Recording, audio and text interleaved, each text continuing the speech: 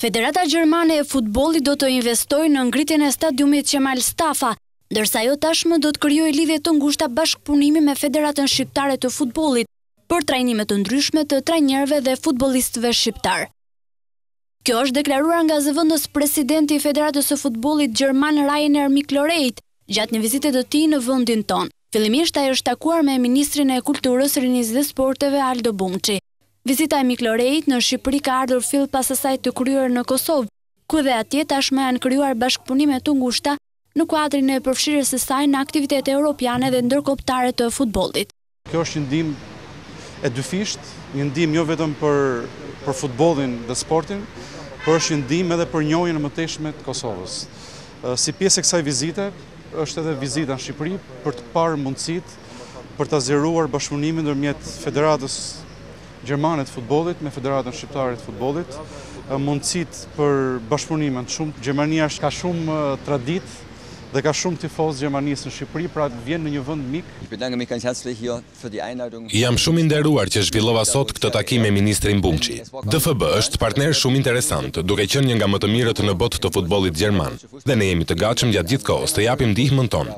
Për më tepër kur shohim që Shqipëria është një nga dashamirësit më të mëdha të Gjermanisë dhe të futbollit gjerman. Kjo e sotme ishte një vizitë miqësore, e para por jo e fundit, për të lobuar në shtimin e bashkëpunimeve në këtë kuadër. Pse jo, shpresoj që të takohemi si kundërshtar në kampionatin evropian ose botror. Një nga bashkëpunëtorët e ngushtë të Mikloret, njëkohësisht përfaqësuesi i Federatës Gjermane të Futbollit, ish futbollisti Peter Dac, viziton Shqipërinë për të dytën herë pas 38 vitesh, ku ai ka qenë pjesë e ndeshjes kualifikuese për në botror Gjermani-Shqipëri në vitin 1973. Dacke ka mbetur i impresionuar nga ndryshimet që kanë ndodhur në Shqipëri.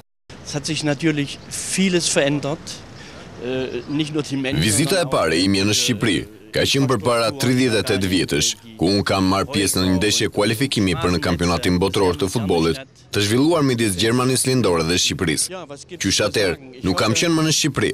Patjetër që nga ajo kohë ka ndryshuar shumë dhe unë jam vërtet i impresionuar. Në Shqipëri, vërejta që ka ndryshuar shumë infrastruktura, ndërtimet, rrugët. Tani Tirana është një qytet shumë modern dhe mua po më pëlqen shumë. Shpresoj dhe uroj që ardhmja të jetë pozitive për futbollin shqiptar.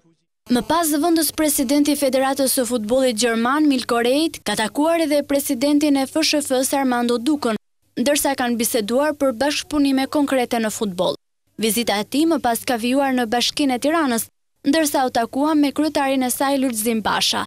Ndërkaq vizitat të tilla do të pasohen edhe nga të tjera.